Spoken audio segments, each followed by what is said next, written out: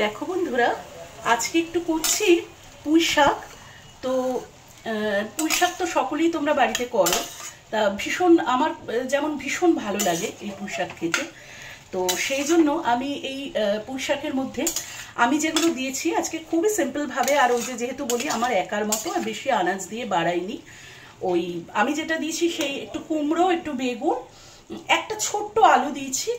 আর ধরো এই কুমড়ো তো দিতেই হয়, কুমড়ো তো বললাম, আর পুঁই শাকের পাতা, একটু ডাঁটা দিয়ে, আর একটু শুকনো লঙ্কা, তেজপাতা, 5 ফোড়ন, এগুলো দিয়ে নুন মিষ্টি দিয়ে আমি দেখো পুঁই শাকটা কিন্তু বসিয়ে দিয়েছি। আন্দাজ মতো নুন মিষ্টি দিয়েছি।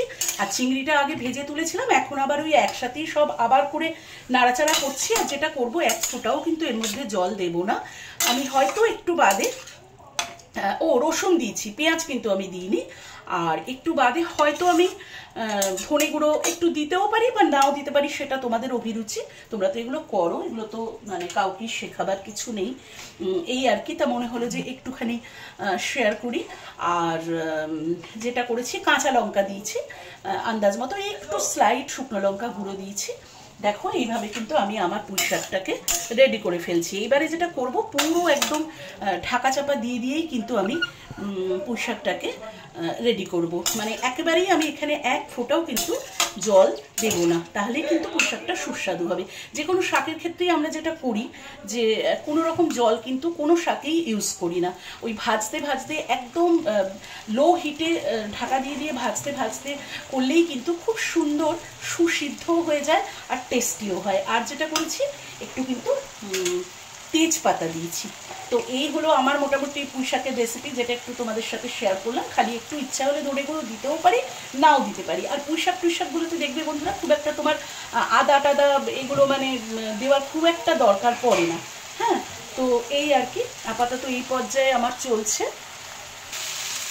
তো দেখো বন্ধুরা, আমি কিন্তু চিন্তা করলাম যে একটু ধনে গুঁড়ো দিয়েই দিই, কেননা আর যেহেতু কোনো রকম মশলা পড়ছে না, তো আমি একটুখানি এই যে এখানে আর ধনে গুঁড়ো দিচ্ছি বলে ধনে গুঁড়োটা জাস্ট একটু গোলার জন্য কিন্তু আমি একটু সামান্য পরিমাণে জল দিয়েছি। দিয়ে দেখো এইবারে আমি এরকম করে একটু নাড়াচাড়া করে ঢাকা চাপা দিয়ে দেবো। আর কিন্তু এক্সট্রা কোনো জল আমি এখানে দিচ্ছি না। তো যাই হোক বন্ধুরা, আমার রেসিপিটা আমি কেমনভাবে পুঁই শাকটা করি, আমার রেসিপিটা আমি শেয়ার করলাম। দেখো এগুলো সকলেই করো, কিন্তু এক একজনের রান্নার রেসিপির ধরন বা রান্না করার ধরনটা সম্পূর্ণ আলাদা হয়ে থাকে। সেই কারণেই মনে হয় যে প্রত্যেকের আমাদের রান্না করার ব্যাপারটা যদি আমরা একটু তুলে ধরি, তো সকলের থেকেই আমরা সকলেই একটু করে ছোট ছোট কিছু না কিছু টিপস পেতে পারি, তাই না? তো যাই হোক বন্ধুরা, তাহলে ভিডিওটা এখানেই রাখি। তোমরা সকলে খুব ভালো থেকো। আর দেখো আমাদের এখানে কিন্তু এখন বৃষ্টি পড়ছে, তোমাদের ওখানে বৃষ্টি পড়ছে কিনা জানি না। আমাদের এখানে কিন্তু এখন আকাশের মুখ ভার আর বেশ বৃষ্টি ফোটা ফোটা। একটু আগে বেশ একটু জোরে নেমেছিল, এখন আবার একটুখানি বৃষ্টিটা কম হয়েছে। তো চলো তাহলে এখন রাখি। আমার পুঁই শাকটা এইভাবেই আমি এখন ঢাকা চাপা দিয়ে দিয়ে বারে বারে নেড়ে নেড়ে একদম গ্যাসকে লো করে করে, গ্যাসের আঁচটাকে লো করে পুঁই শাকটা বানিয়ে ফেলবো। তো রাখি, চলো, টাটা, বাই।